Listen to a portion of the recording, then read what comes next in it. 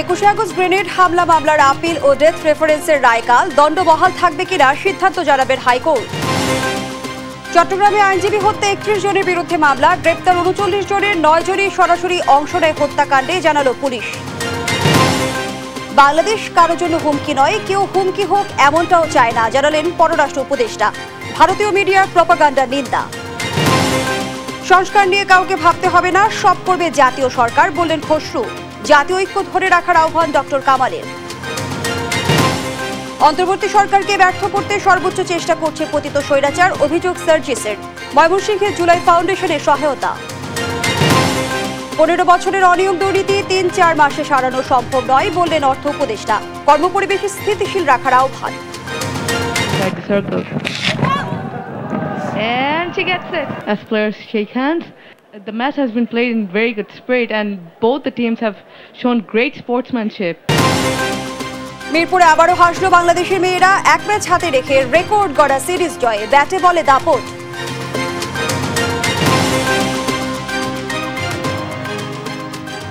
সংবাদ সন্ধ্যায় দেখছিলেন একেএস টিম টিভার সংবাদ শিরোনাম, সাথে আছি আমি ফারনাজ জুই।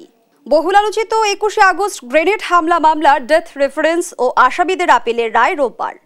বিচারপতি একেএম আসাদুজ্জামান ও বিচারপতি সৈয়দ এনায়েত হোসেনের হাইকোর্ট বেঞ্চ এ রায় ঘোষণা করবেন। সাবরিনা মজুমদারের রিপোর্ট।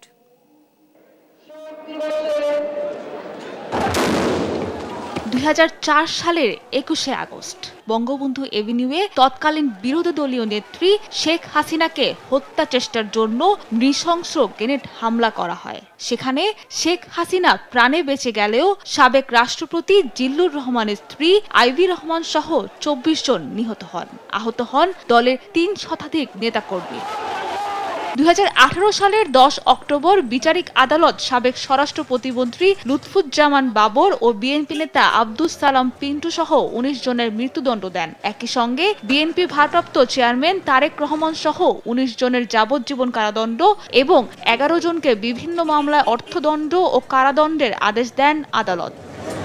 5 আগস্ট দেশে প্রেক্ষাপট পরিবর্তনের পর 21 অক্টোবর এ মামলার নতুন করে শুরু হয় শুনানি। শুনানিতে সব পক্ষই এ মামলায় রাজনৈতিক উদ্দেশ্যের জন্য কিভাবে জঙ্গিবাদ ও বিএনপি নেতাদের নাম যোগ করা হয় তা তুলে ধরেন। পরে শুনানি শেষে 21 নভেম্বর রায়ের দিন রাখা হলেও রোববার রায়ের দিন ধার্য করেন সর্বোচ্চ আদালত। এটা যেদিন কোর্ট এটা করে আপনার আর্গুমেন্ট শুনানি শেষ করলেন, ওই দিন আমি বিভিন্নভাবে আইনের বিভিন্ন ব্যাখ্যা দিয়ে দুটো জিনিস আমরা এস্টাবলিশ করার চেষ্টা করেছি যে এই মামলার দ্বিতীয় চার্জশিট সেটা যেমনি গ্রহণযোগ্য নয়, প্রথম চার্জশিট যেটা সেখানেও এই মুফতি হান্নানকে আপনার রাজসাক্ষী হওয়ার একটা প্রস্তাব ছিল। 20 ধারা অনুযায়ী আর কোনো প্রলোভন দিয়ে যদি তার স্বীকারোক্তি নেওয়া হয়, সেই স্বীকারোক্তিটা আইনের চোখে এটা গ্রহণযোগ্য নয়। তবে এ মামলায় যাবজ্জীবন সাজা হওয়া তারেক রহমানের বিষয়ে সিনিয়র আইনজীবী এস.এম. শাহজাহান বলেন, আসামিদের সংশ্লিষ্টতার প্রমাণ পাওয়া যায়নি বলে খালাস পাবেন তারা। কোনো আসামির বিরুদ্ধে এই মামলা প্রমাণিত হয়নি। তারেক জিয়া সাহেব এবং আপনার কাজী কায়কোবাদ অন্যান্য যারা এই মামলায় আপিল করেননি, এই আপনার নন অ্যাপিলিং অ্যাকিউজড যারা আছেন, যাদের আপিল নাই বা কোনো 561A মতে কোনো প্রেয়ার কোর্টের সামনে নাই, সেক্ষেত্রে ওই যদি সমস্ত আসামিরা খালাস কোর্ট মনে করেন যে না মামলা কারো বিরুদ্ধে প্রমাণিত হয় নাই, সেক্ষেত্রে এই নন অ্যাপিলিং অ্যাকিউজড হিসাবে ওনারাও সেই বেনিফিটটা পেতে পারেন। আওয়ামী লীগ শাসনামলে রাজনৈতিক উদ্দেশ্য হাসিলের জন্যই বিরোধী দলকে এ মামলায় জড়ানো হয়েছিল বলে জানান আইনজীবীরা। সাবরিনা মজুমদার, দেশ টিভি, ঢাকা। চট্টগ্রামে আইনজীবী সাইফুল ইসলাম আলিফ হত্যার 4 দিন পর 31 জনের বিরুদ্ধে মামলা করেছেন নিহতের বাবা। সেই সঙ্গে আদালত এলাকায় হামলা ভাঙচুরের ঘটনায় 116 জনকে আসামি করে আরেকটি মামলা করেছেন আলিফের ভাই। শুক্রবার রাতে নগরের কোতোয়ালি থানায় মামলা দুটি হয়। এ ঘটনায় এখন পর্যন্ত 39 জনকে গ্রেপ্তার করা হয়েছে। এদের মধ্যে 9 জন হত্যায় সরাসরি জড়িত বলে জানিয়েছে পুলিশ। সহকর্মী একেএম নাজিমের প্রতিবেদন, জানাচ্ছেন সালমা জাহান। রাষ্ট্রদ্রোহের মামলায় গ্রেপ্তারের পর মঙ্গলবার ইসকন নেতা চিন্ময়কে জামিন না দেয়ায় চট্টগ্রামের আদালতে আইনশৃঙ্খলা বাহিনীর উপর হামলা চালায় তার সমর্থকরা। এ সময় রাষ্ট্রপক্ষের আইনজীবী সাইফুল ইসলাম আলিফকে কুপিয়ে হত্যা করে তারা। এরই প্রতিবাদে বুধবার সারা দেশে বিক্ষোভ সমাবেশ হয়, মানববন্ধন করে আইনজীবী সমিতি। এ সময় সাইফুল হত্যার সাথে জড়িতদের বিচারের দাবি জানানো হয়। সেদিন সন্ধ্যায় নগরীর কোতোয়ালি থানায় সংঘর্ষের ঘটনায় ৩ মামলায় ১,৪৭৬ জনকে আসামি করে মামলা করে পুলিশ। এদিকে শুক্রবার রাতে আইনজীবী সাইফুল হত্যার ঘটনায় ৩১ জনের বিরুদ্ধে কোতোয়ালি থানায় হত্যা মামলা দায়ের করেন নিহতের বাবা। এছাড়া দণ্ডবিধি এবং বিস্ফোরক আইনের সংশ্লিষ্ট ধারায় আদালত এলাকায় আইন শৃঙ্খলা বাহিনীর ওপর হামলার ঘটনায় আইনজীবী আলিফের বড় ভাই খানে আলম বাদী হয়ে ১১৫ জনকে আসামি করে আরেকটি মামলা করেন। ছেলে হত্যাকারীদের কঠোর শাস্তি চান নিহতের বাবা জামাল উদ্দিন। সরকারের কাছে আমার একান্ত অনুরোধ, সর্বোচ্চ যারা যেভাবে দোষী ভাবে যেন তাদের বিচারটা হয়, সেটা আমার কাম্য। আর ইসকন নামে যে একটা সংগঠন আছে শুনতেছি, এটাকে সরকার নিষিদ্ধ করে, সেটার জন্য আবেদন করতেছি। সাইফুল হত্যার ঘটনায় এ পর্যন্ত ৩৯ জনকে গ্রেপ্তার করে পুলিশ। এদের মধ্যে হত্যাকাণ্ডে ৯ জনের সরাসরি জড়িত থাকার প্রমাণ পেয়েছে আইন শৃঙ্খলা বাহিনী। এখন পর্যন্ত পুলিশের পক্ষ থেকে ৩টি মামলা রুজু হয়েছে এবং নিহত অ্যাডভোকেট সাইফুল ইসলাম আলী এর পরিবারের পক্ষ থেকে এখন 2টি মামলা রুজু হয়েছে, একটি হত্যা মামলা এবং অন্যটি এখানে আদালতে বিচারকদের গাড়ি ভাঙচুর, অ্যাডভোকেটদের উপর মারধর সহ বিভিন্ন ইস্যুতে এখানে আরেকটি মামলা রুজু হয়েছে। চট্টগ্রামে এখনও থমথমে পরিস্থিতি বিরাজ করছে। হত্যার প্রতিবাদে আজও আদালত বর্জন করেছেন আইনজীবীরা। নিউজ ডেস্ক, দেশ টিভি। বাংলাদেশ কারোর জন্য হুমকি নয়, তবে কেউ হুমকি হোক এমনটা চায় না বলে জানিয়েছেন পররাষ্ট্র উপদেষ্টা তৌহিদ হোসেন।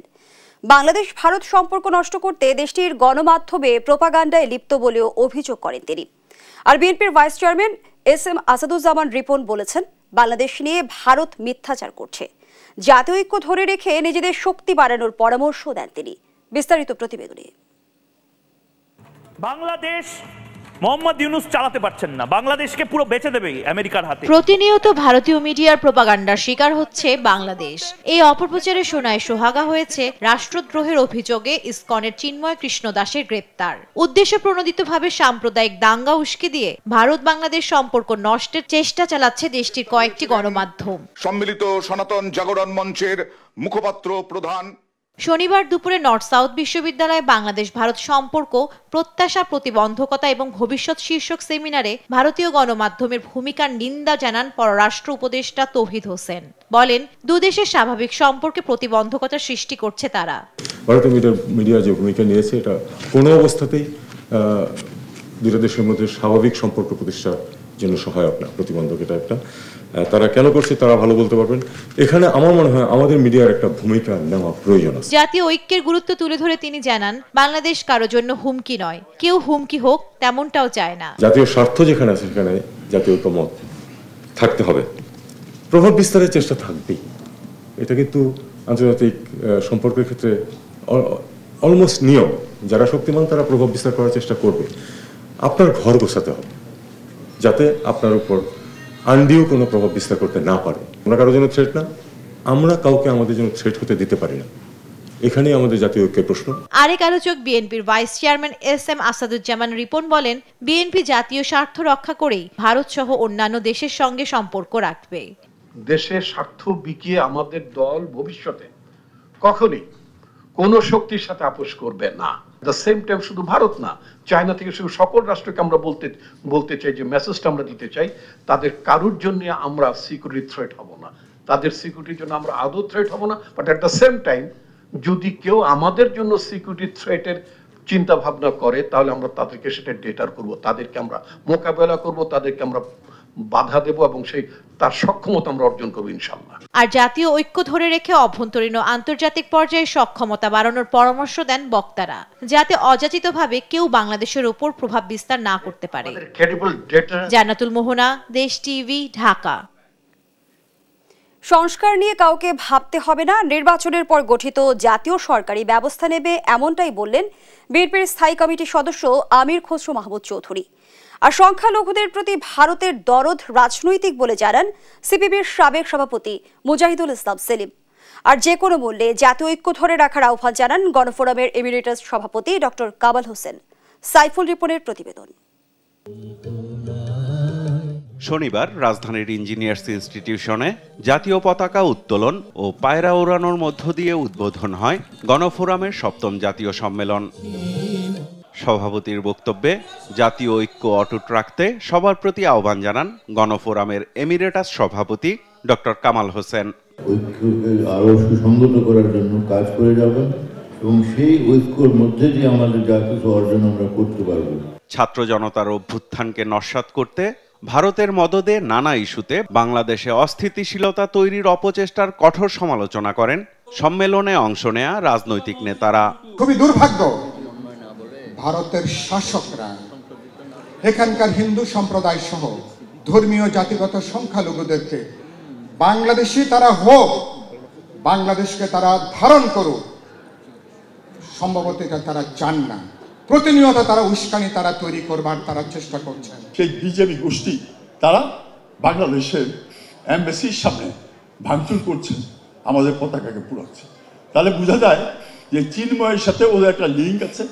অতীত স্বৈরাচার তারা একতাবদ্ধ হয়ে একটা অরাজকতার সৃষ্টি করছে। আমি ভারত সরকারকে বলতে চাই, বিশ্বজিৎকে যখন হত্যা করা হয়েছিল ঢাকার কোর্টের সামনে, তখন তো তোমরা তোলপাড় করো নাই। তোমার যে মাইনরিটির প্রতি দরদ দেখাচ্ছ, এইটা আসলে মাইনরিটির প্রতি দরদ কিনা, নাকি এটা রাজনৈতিক উদ্দেশ্য প্রণোদিত?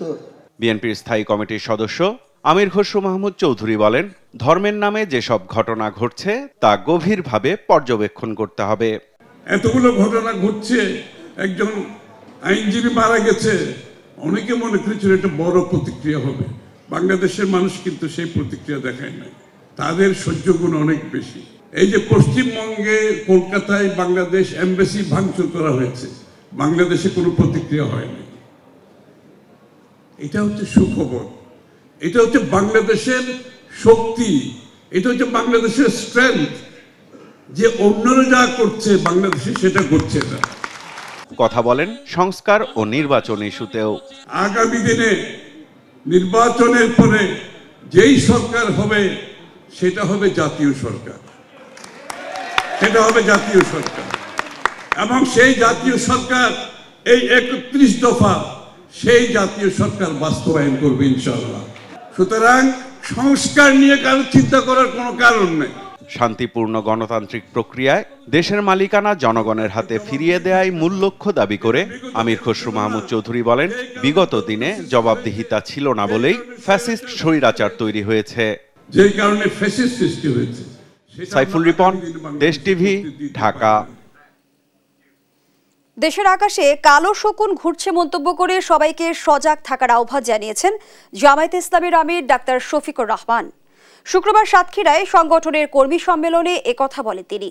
জামায়াত সাম্যের রাষ্ট্র ব্যবস্থা চায় জানিয়ে ডাক্তার শফিকুর রহমান বলেন, তারা ক্ষমতায় গেলে নারীরা ঘরে বাইরে সুরক্ষিত থাকবে। সহকর্মী শরীফুল্লাহ কায়সার সুমনের তথ্যচিত্রে আপুর ডেস্ক রিপোর্ট।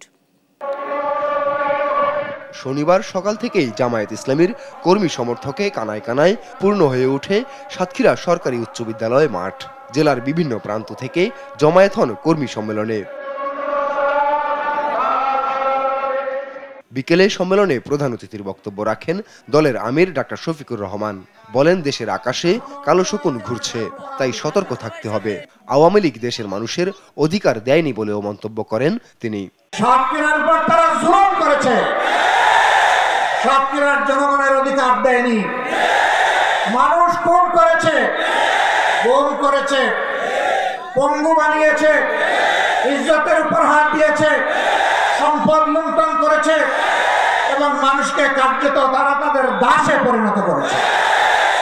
জামায়াত সাম্যের রাষ্ট্র ব্যবস্থা চায় জানিয়ে ডাক্তার শফিকুর রহমান বলেন, তারা ক্ষমতায় গেলে নারীরা ঘরে বাইরে সুরক্ষিত থাকবে, খুশিমতো পোশাক পরতে পারবে।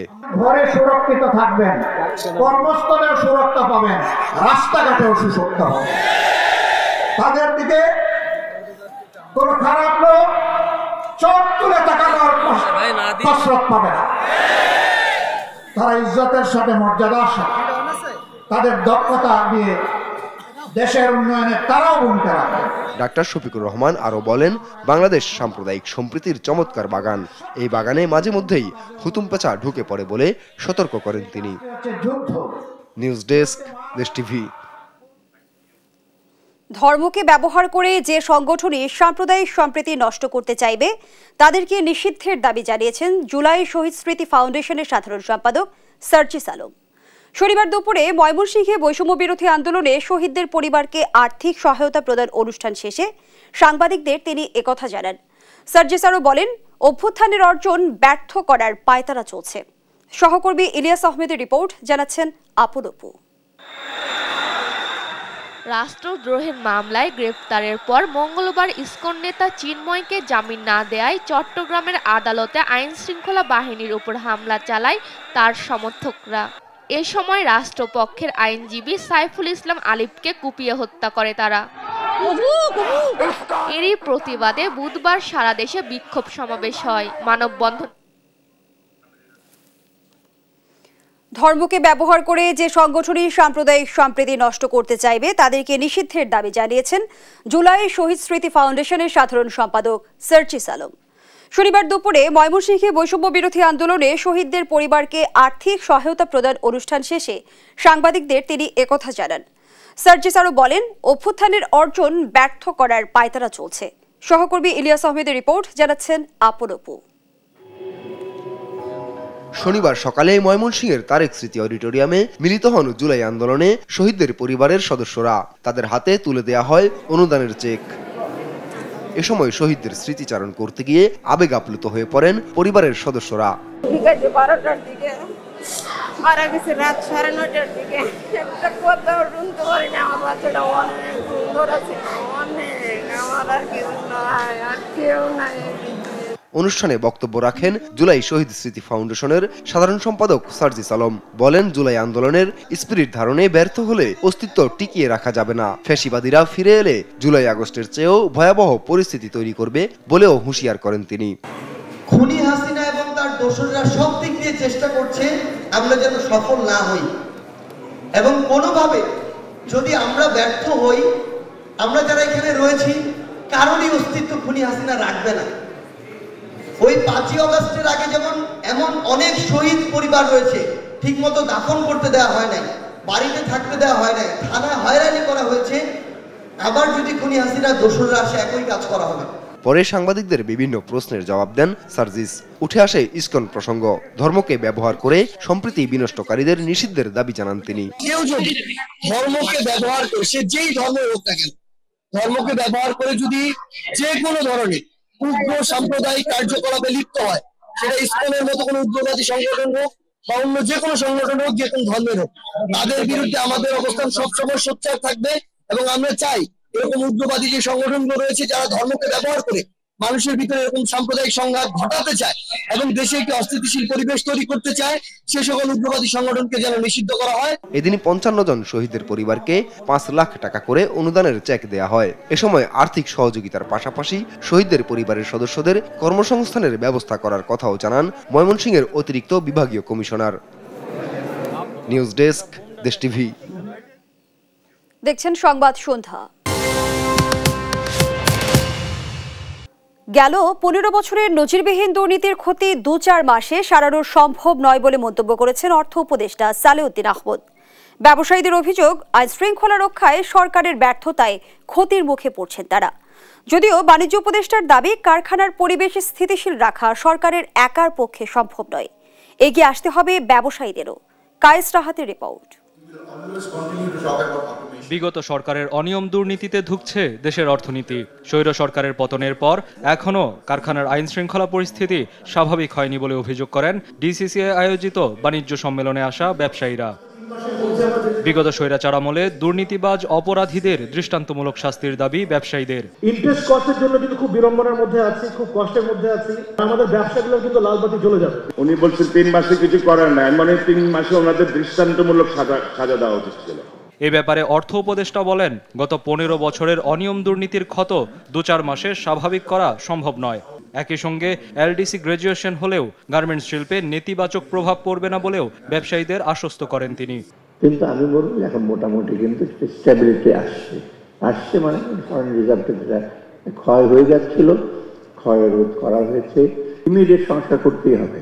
আমরা একটা মেসেজ দিতে চাচ্ছি যে ভবিষ্যতে কেউ টাকা পয়সা পাচার করতে পারবে না। এ সময় কারখানার পরিবেশ স্বাভাবিক রাখতে সরকারের পাশাপাশি ব্যবসায়ীদেরও এগিয়ে আসার আহ্বান জানান বাণিজ্য উপদেষ্টা শেখ বশিরউদ্দিন। বলেন, পরিচয়ের জোরে ব্যবসা চালানোর মানসিকতা বাদ দিয়ে কর্মদক্ষতার প্রতি জোর দেওয়া উচিত ব্যবসায়ীদের। আপনারা যখন সরে আসেন তখন এটা adds fuel to the fire, and then just to expect that the government will come and work like a hired agency, I don't think it works very well. So my request is that it should be a collaboration. দেশের অর্থনীতিকে স্বাভাবিক পর্যায়ে নিয়ে আসতে যে নীতি সরকার গ্রহণ করেছে তাতে অর্থনীতি সঠিক অবস্থানে ফিরে আসবে বলে আশাবাদ ব্যক্ত করেন অর্থ উপদেষ্টা। কায়েস রাহাত, দেশ টিভি, ঢাকা। আইনের শাসন নিশ্চিত করতে হলে নির্বাহী বিভাগ থেকে বিচার বিভাগ আলাদা করতে হবে বলে জানালেন প্রধান বিচারপতি ডক্টর সৈয়দ রিফাত আহমেদ। শনিবার সকালে সুপ্রিম কোর্ট বার আয়োজিত নবীন আইনজীবীদের কর্মশালায় একথা বলেন তিনি। জানান, বিচারপতি অপসারণে সুপ্রিম জুডিশিয়াল কাউন্সিল গঠন হয়েছে, যা আগে পার্লামেন্টের কাছে ছিল। বিচার বিভাগ আলাদা করার জন্য সরকারকে আনুষ্ঠানিক প্রস্তাব দেওয়া হয়েছে। নবীন আইনজীবীদের সততার সঙ্গে কাজ করার আহ্বান জানিয়ে প্রধান বিচারপতি বলেন, প্রাতিষ্ঠানিক স্বশাসন বিচার বিভাগের স্বাধীনতার অবিচ্ছেদ্য অঙ্গ। দেখছেন সংবাদ সন্ধ্যা। বঙ্গোপসাগরে সৃষ্ট ঘূর্ণিঝড় ফিঞ্জাল আঘাত হানছে ভারতের দক্ষিণাঞ্চলীয় রাজ্য চেন্নাইয়ে। আজ রাতেই আঘাত হানবে এ ঘূর্ণিঝড়। ভারতের আবহাওয়া দপ্তর জানিয়েছে ওই বাতাসের গতিবেগ থাকবে ঘন্টায় 70 থেকে 80 কিলোমিটার। ঘূর্ণিঝড়ের প্রভাবে উত্তাল সাগর বন্ধ করে দেওয়া হয়েছে চেন্নাই বিমানবন্দর। ঝুঁকি এড়াতে উপকূল দিয়ে চলাচলরত ট্রেনের যাত্রা বাতিল করা হয়েছে। আর ঝড়ের প্রভাবে ভারী থেকে অতি ভারী বৃষ্টি হবে।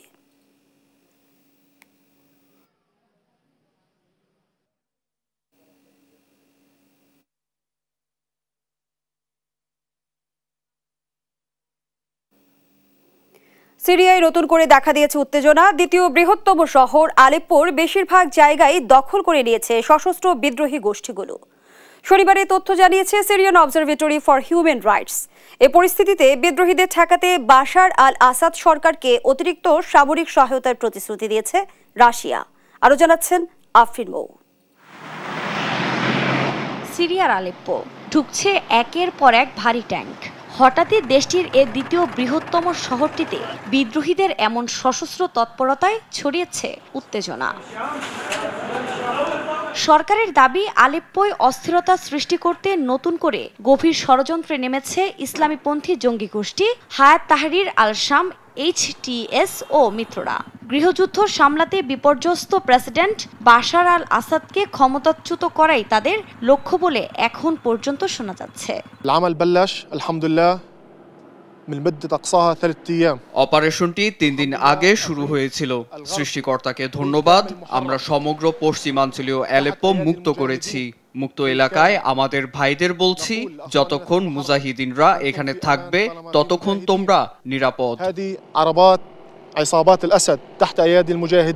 পরিস্থিতি খুব কাছ থেকে পর্যবেক্ষণ করে সাধারণ মানুষের নিরাপত্তার ব্যবস্থা জোরদার করেছে সিরীয় সেনাবাহিনী। কিন্তু এর মধ্যেই রটেছে যে শুক্রবার আলেপ্পোর অর্ধেক দখলে নিয়েছে সশস্ত্র বিদ্রোহীরা। এর সত্যতা নিশ্চিত করেছে যুক্তরাজ্য ভিত্তিক পর্যবেক্ষণ সংস্থা Syrian Observatory for Human rights. এই মানবাধিকার সংস্থাটি 2011 সাল থেকে দেশটির মানবাধিকার লঙ্ঘনের খবর সামনে আনছে। 2016 সালের পর প্রথমবার আলেপ্পোয় ঢুকে ভারী গোলাবর্ষণ করেছে বিদ্রোহীরা। তাদের অগ্রযাত্রা রুখতে জোরে সোরে নেমেছে আসাদ সরকার ও তার মিত্র রাশিয়া।